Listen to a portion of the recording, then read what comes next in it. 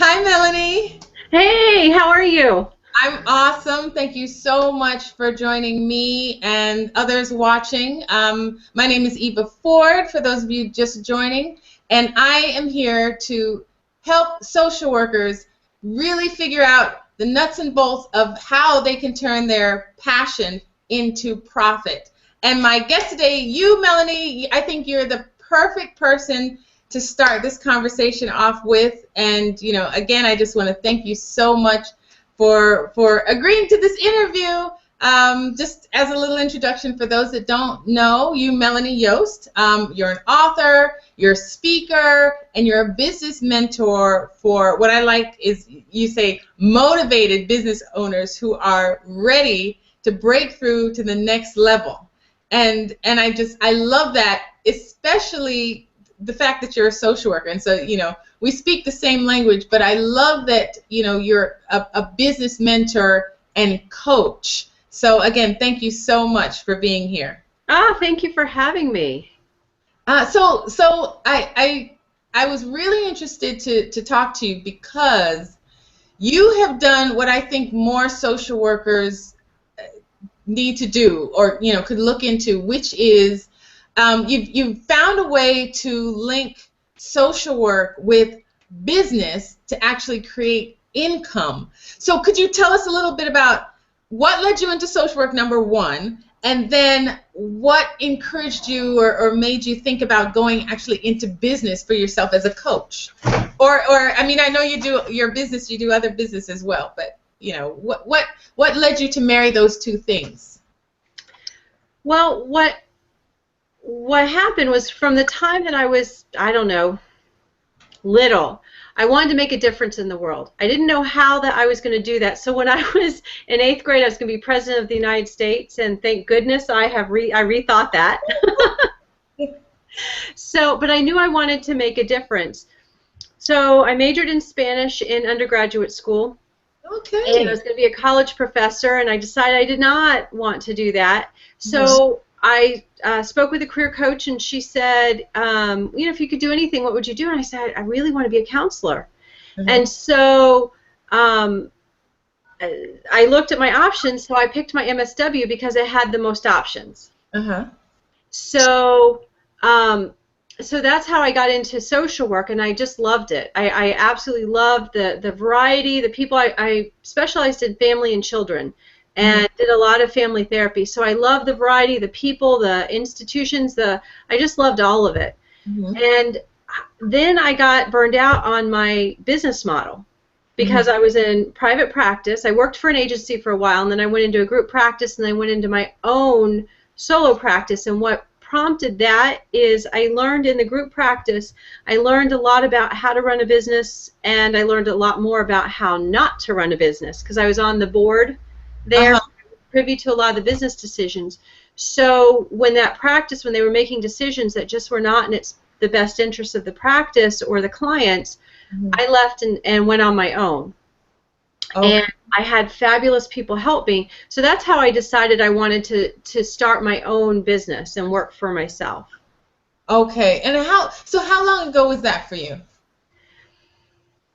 Oh my goodness. That was, I think, 11 years ago. And how long would you say it took you to go from thinking about wanting to have your own business to actually having your own business and getting your first client? Well, I don't know if you took clients from where you were, or or if there was like a day one with a new client. I don't know. But how I had some clients come with me. Okay. And I had a good number come with me, but I wasn't full by any stretch. But my caseload built within 3 months. So I didn't start out my therapy practice on my own with no clients. I started out my coaching practice on my own with no clients. Right. And I actually would love to talk about that aspect of it, because I think what I want to do for our viewers is to show them, this process. Not that, I mean, there's so much that goes into the process of creating your own practice and like, the coaching practice, getting clients. And I think you've just done it so right. You have the website, you have the sign up form, you have the free giveaway and download, and you have your calls to action, you're giving value. So I've just been studying this for a long time, and I see a lot of people doing it, but they're not social workers. So I know the amount of learning that maybe you had to do to kind of get into that online space and get into that coaching space, and it's not anything that's taught in social work. So could you take us through a little bit of how did you get into that online space, and how long did that take you? Well, it took me a long time. I got into it because I hired a coach. When I decided I wanted to move into to coaching because of the business model, I like the business model of coaching better. It gave me more freedom and flexibility to be able to be home and parent the way I wanted to parent. And so I hired a coach and she taught me. So I took a crash course in marketing because I built my private practice just through referrals and word of mouth. So this whole marketing thing was beyond me. So getting a website, getting a newsletter, and the first time, when I first started out, I got my newsletter template because I knew I had to have a newsletter, and then I spent, I swear to you, like 10 hours looking at HTML code and trying to fit it into my shopping cart, and it wouldn't align, and trying to put it was horrible. Only 10 hours? 10 hours. So then I found this wonderful person in my life called a virtual assistant. Ah, yes. And she did in 15 minutes, no lie, 15 minutes, what I could not do in 10 hours. Yeah.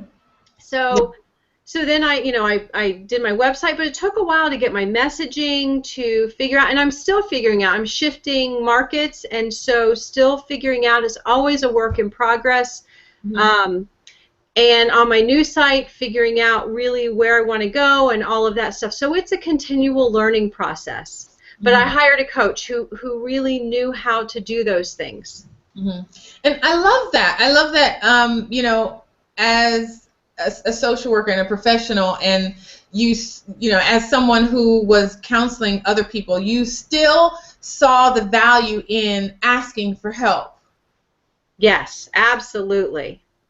And I think a lot of us, I don't know that we do that enough in our profession, or maybe we'll ask for help from other social workers, but we don't necessarily go outside of our profession to always learn new skills in that way. I don't know. What do you think about that?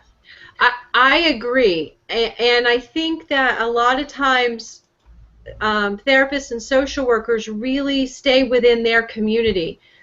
But there aren't many who are branching out and going online and building their database, their email list, and learning how to communicate, and even knowing how to market or network. I had a vendor table at the Psychotherapy Networker, which is social workers and psychologists. I had forgotten, because I hadn't really been in an environment with a whole bunch of therapists gathered. I'd forgotten how, and I did this too as a therapist. I had business cards, but my business cards were solely for writing appointments on the back of them and giving to clients. I didn't know how to network. I didn't know how to develop my core message or talk about what I did, or I didn't know any of that. And I was reminded when I was in that environment, because very few people had business cards. They didn't know how to network. When I would ask who do they help or who's an ideal person for them, they had no idea. So I think it's very short-sighted. And when you're looking to build your business, and particularly an online presence, you have to find, just like we would say to a client, if they are struggling with an issue, they need to find someone who's really knowledgeable about that issue to help them. So, as a therapist, I wouldn't help somebody who was really struggling with severe eating disorder, because that's not my area of expertise. I would help them find someone who that is their area of expertise. Right. I think I want to promote you to every social worker, because I think everybody needs to, all of us as social workers, therapists, counselors, psychologists, psychotherapists, I agree. That's one of the things that we're missing. And I think a lot of times, people say, oh, there's a stigma against counseling and things. I think it's because we haven't done enough to kind of market ourselves out of that or market ourselves differently. And you, as a business coach and as a social worker, you understand the dynamic of why that is, where we are as social workers, and also where others are outside of our profession who need our help. You understand the language that they understand.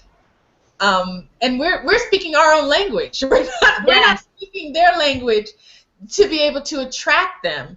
And they need us. We want them, but we don't have that skill. So I think what you're doing is so important. I think we all need you. Well, thank you. I really do. So could you talk to us a little bit about, because you said that you got a coach and your coach helped you with some of the things. Could you talk to us a little bit about what type of new learning did you have to obtain?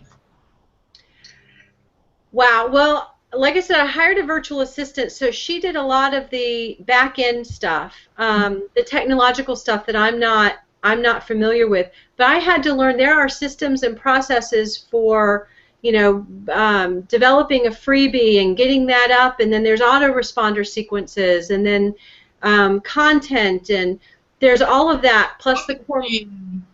What? Packaging. Yes, all of that packaging, and that you can. There's just so much of that stuff. But you know what the biggest issue for me was? Was mindset. I had to wrap my mind around it. I had to get out of my habit and my safe zone of clients calling me, and I had to learn how to sell my services, sell myself, and that sounds horrible, but I said for a long time, as a therapist, if I could sell people on the idea of doing deep, emotionally painful work and looking at really scary stuff, I could sell anything. Right. And yet selling myself was really hard, and so I had to be comfortable putting myself out there, and I had to redevelop my internal identity. Who did I see myself as, and how did I see myself, and all of that stuff. That was a long process, and I got in my way very, very regularly. So you're telling me I'm not abnormal then? Oh, absolutely not. That's strangely comforting. So how did you move out of that space? Because I signed up for your Awaken Your Entrepreneur course, the free, I think it's 8 lessons, and you're very confident, very knowledgeable, and you did some things even, off the top of your head. And you have the information, so it's even though I'm hearing you now say you had to learn that, from that learning process to where you are now, I wouldn't know that. So how long did that take you, and what was your did your coach help you with that as well? Did you just kind of look at yourself in the mirror every day and say, I'm smart enough, I'm good enough, or what was your process in getting to where you are? Well, my coach did help me a lot, and sometimes it was tough love. I mean, I remember one time she said, because getting new clients when they're not referral, it's just a numbers game. So yes. She said to me in one call, we spoke twice a month, she said, do not call me next time unless you have invited 200 people to speak with you. Yeah, that was my face. So, and she said, and if you have not done that, do not bother to call me. So that was tough love. So I was angry. I was angry when I hung up, and I did it. I invited 200 people to speak with me, to have an initial consultation or a sales conversation with me. My mind is blown right now. I can't even imagine that. Which is bringing up some issues for me, obviously. I hope our viewers aren't as taken aback as I am. Wow, that's amazing. Well, but it was a challenge. But you know what? It's not it's a challenge that most therapists would give to a client. Not that particular one, but they would ask them to do something that's really hard for themselves, or a stretch, or outside their comfort zone. So if we're going to prescribe it for other people, we got to be willing to do it. I believe in that. You're absolutely right. In theory. No. You're absolutely right. You're absolutely right. And I think, that mindset issue is probably, most of us probably have that same issue. So, thank you for bringing that up. There's a book called Lean In, and that's very popular now, and it talks about especially women and how, it's really for us to raise our hands and to step up and to, change our mindsets about what we can do and kind of our worth. And I think that what you just said speaks to that as well. So that's such a great lesson. Thank you so much. So I guess what I also would want to know then is what have been your kind of aha moments on this journey from a clinician in the traditional sense to now an entrepreneur and a coach? Have you had any kind of like aha moments or any big milestones that you can definitely identify that, I was here and then I was here and then I moved here? Wow. There have been a lot of them. Mm-hmm. I'm getting ready to start a local TV show. Doing a regular, it's on our local public access. Great. And even 6 months ago, the thought of that made me want to throw up. So now I'm really excited about doing that. It still scares me. Yeah. And I'm ready. So it's a continual learning and really just stepping up into what I want to do. I have, like you, you have a very large message and you have a very big mission, and you want to reach as many people as possible. I want to reach as many people as possible, so me staying in my comfort zone is not going to help the people who I know I can help. Right.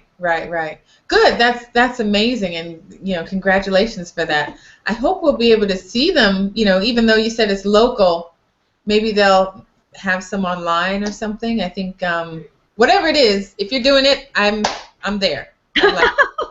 Absolutely. Okay, so I know our time is going. I had but I did have the last couple things I wanted to ask you are, if we were to look at your bookshelf or maybe listen to your MP3 player or kind of peek into your resource cabinet, as it were, who would we see or what would we find?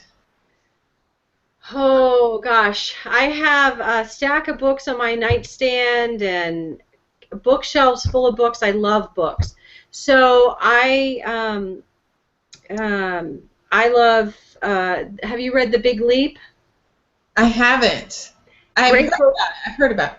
Yeah, Gay Hendricks, Think and Grow Rich by Napoleon Hill. Absolutely.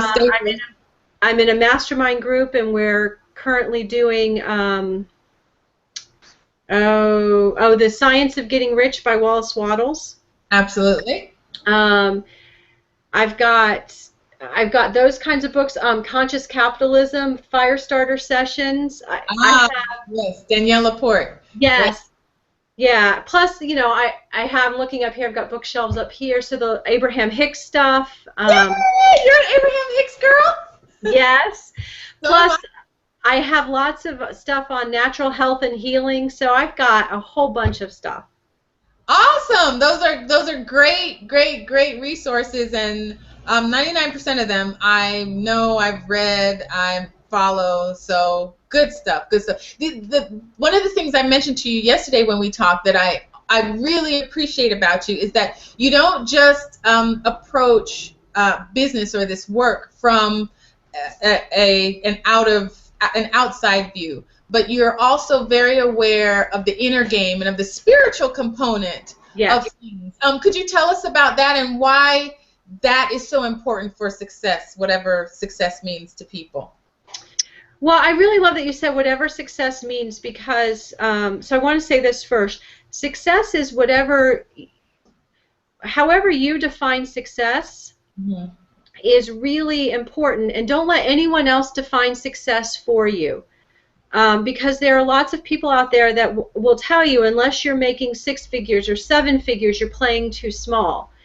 And I've met plenty of people, particularly social workers or healers, who material stuff doesn't really matter to them. They just want to be able to support themselves and live a good life and help lots of people.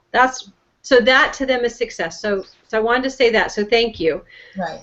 And then the other thing is that, yes, our energy, how we show up and how we do anything affects the people around us and affects our outcomes. So if your internal mind is going, I can't do this, I hate this, networking is terrible, building a website is horrible, if you're talking about that, or I don't know how to sell, or I don't know how to get clients, where am I going to get clients?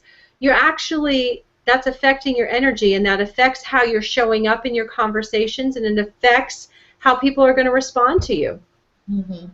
And a lot of times on an unconscious, we're not even aware of it. Absolutely. We're all the time reading each other's energy, whether we realize or not. So if you're having a conversation with somebody, if you're really desperate for a client, or you're really unsure, or here, let me tell you a story. Mm-hmm. So I have a very dear friend, and she's a great salesperson. She's very successful in business and just a really brilliant salesperson. And I had connected her with a colleague of mine to help, and she said, the colleague is really, really great at what she does. She specialized in a certain thing, very confident, but as soon as it came time to ask for the sale, to present her services to my friend, she got very insecure. And that was very disconcerting to my friend, because she's a salesperson. So how she interpreted that, or how she could have interpreted that, is that this person doesn't know what she's doing. Right. And she said the only reason she went on and hired her is because she was a referral from me and she trusts me. Yes. So this person's insecurity in selling her services showed up, and my friend felt it clearly, wasn't sure what it was, but felt it, and almost made her really consider whether she wanted to work with her. Right, right. And that you're saying that all of us have that, we read energy all the time, whether we're aware of it or not, but it's like a vibe. Exactly. Mm-hmm. Yeah. Have you ever met someone or spoken to somebody, and what they're saying sounds really good, but you just get this feeling like, this doesn't feel right? Mm-hmm. Absolutely. Absolutely. So do you think for the social worker that it's a good move to move into this entrepreneurial space, or would you say it depends on your energy, or it depends on your mindset, or what would you say to someone who's let's say watching this interview and who says, hey, I think I might want to follow in Melanie's footsteps, or I maybe think I want to start thinking about how I can move away from maybe my agency and start using my own skills and abilities. What would you say to that person? I would say you absolutely have to have that passion or that desire to do it. Mm-hmm. Because owning your own business, being an entrepreneur, is the best self-development course on the planet. All of your insecurities, all of your fears, everything is right up in your face to deal with. And if you're not dealing with it, it's going to sabotage you. Mm-hmm. And I've worked with quite a few people who went through my Grow Your Full Practice program who at the end of it decided it wasn't for them. It's one of those things that sounded really good, mm-hmm. But the work that's involved in it wasn't stuff they wanted to do. So they have to be really committed and be willing to do what needs to be done to build your business. Mm-hmm. Yeah, I agree with you. I've been on my own now for a while, and you're right. Very character building, to say the least. Yes. Very character building. So would you consider yourself a rich social worker? And this is it's kind of a, you can kind of interpret that however you'd like to. But what I really want to do is I want to help social workers kind of debunk this belief that, or it's a lot of times it's subconscious that there's no money in social work, or we don't make money, or we're here to help the poor, so we have to kind of be poor ourselves. And you and I even had a brief conversation about it yesterday. So what are your thoughts about this idea of social workers not making any money? Well, I think a lot of social workers do have the unconscious vow of poverty. That and that is institutionalized. I mean, those are messages that are shared in graduate school and undergraduate school, and by society. And so it almost seems sinful. I'll do my little air quote, sinful, to make a lot of money as a social worker. So you have to get over that unconscious vow of poverty and to understand that when you're struggling, that affects your ability to help other people. A lot of your energy is going towards worry about making your own financial ends meet. And so when you can support yourself and you can earn a good living, you can help more people, and you can be much more generous with your time and your energy and your money. And so are you saying that it is possible for a social worker or a helper or a healer to be able to make money that frees them to help more people? Yes, absolutely. Ah, thank you. There, you said it. You said it. That means that's it, and great. That's really what I want to get across to as many people as possible, that social work doesn't equal poverty, and there are ways that maybe a lot of us have not explored or have not even thought about to maximize our skills, our talents, our abilities to not only help more people, but be more financially satisfied for ourselves. So thank you so much for affirming that. Oh, you're very welcome, and I love your mission. I love the way in which you want to change the world. Oh, thank you. So it's really just by highlighting people like you. That's why I just want to put you on a pedestal and say, see, it can be done, people. Let's just follow Melanie and we'll all be fine. But thank you so much, Melanie. Is there anything else you think that our viewers maybe need to know if they want to start their own practice, or maybe you want to talk about who you coach and who you mentor? Maybe people are interested in linking with you. Well, thank you. Yes. If people want to start their own practice, it's really important that they figure out what it is they need to do. So if they already have clients, then it's not going to be as big of a deal. But if they don't have any clients and they want to start, they need to figure out the marketing and the networking and that whole piece to get clients in the door and to get money coming in pretty quickly. So I work with health professionals and healers and helping professionals who really want to make more money and make a difference in the world. So that's really my target, and I help them figure out how to hone in on their marketing message and figure out who their ideal clients are and where they hang out. And I've got programs to help them go through the steps of getting online and getting more visibility that way. Mm-hmm. And I would say, I would just say explicitly that if anybody's thinking about it, get a coach. Just like you did, get a coach, because to try to figure it out on your own, it sounds maybe easy, step 1, step 2, step 3, but it really is not as straightforward and easy, because to figure it all out, you're not just figuring out words to put on a paper. You're really going through your own internal process and getting clear for yourself, and it's not always as easy as it looks. Just like we wouldn't tell a client or someone who's in need of counseling or therapy, to just go figure it out on their own. We offer them our support and help.